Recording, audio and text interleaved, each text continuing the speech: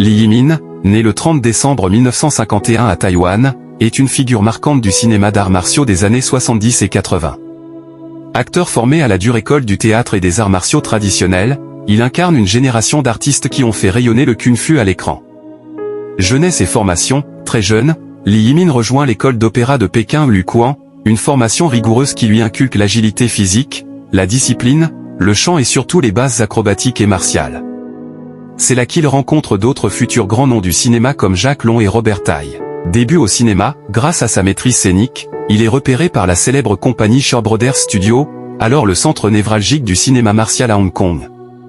Très vite, il se fait remarquer dans des rôles de jeunes guerriers fougueux, grâce à son charisme et sa vitesse d'exécution. Carrière cinématographique, sous la direction du légendaire Chiang Kai, Lee Yi-min joue dans plusieurs films cultes tels que Le Temple de Shaolin, 1976, Les 7 grands maîtres de Shaolin, Shaolin vs. Lama, et Ninja, The Final Duel. Son style est vif, gracieux, précis. Il allie l'agilité de l'acrobate à la puissance du combattant. Il devient l'un des visages les plus populaires du cinéma kung-fu. Après la Shaw Brothers, dans les années 80, Lee Yi-min se tourne vers des productions indépendantes, souvent plus violentes ou excentriques, dans lesquelles il explore de nouveaux personnages, parfois plus sombres. Malgré la concurrence croissante dans l'industrie, il reste un acteur respecté pour son authenticité martiale. Vie privée et retraite, discret, Lee Yi-min s'éloigne peu à peu du cinéma à la fin des années 80.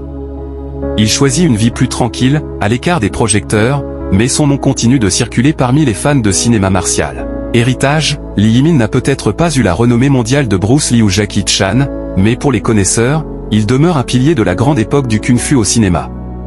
Son style, son intensité et son humilité font de lui une légende discrète mais incontournable.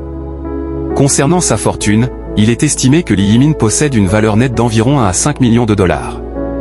Cette estimation provient de diverses sources, notamment des bases de données sur les célébrités. Il est important de noter que ces chiffres sont des approximations, car les informations financières détaillées sur sa carrière sont limitées.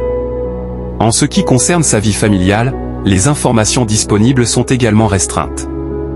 Il n'y a pas de données publiques confirmées concernant son statut marital ou s'il a des enfants.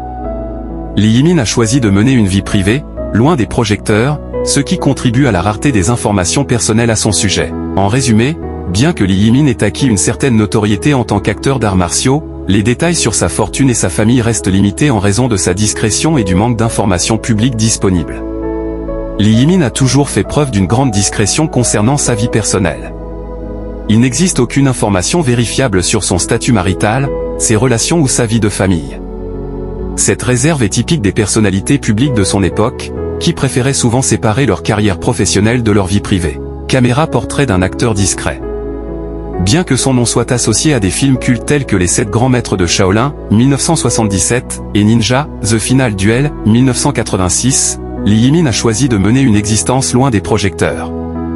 Cette attitude reflète son désir de préserver son intimité et de se concentrer sur sa carrière artistique sans interférence médiatique. Livre conclusion. En l'absence d'informations publiques fiables, il est difficile de fournir un aperçu détaillé de la vie en couple de Lee Yi-min. Toutefois, son choix de discrétion souligne une volonté de protéger sa vie privée, un aspect qui, paradoxalement, ajoute à l'aura mystérieuse qui entoure sa personne. Si vous souhaitez explorer d'autres aspects de sa carrière ou de son héritage cinématographique, n'hésitez pas à me le faire savoir.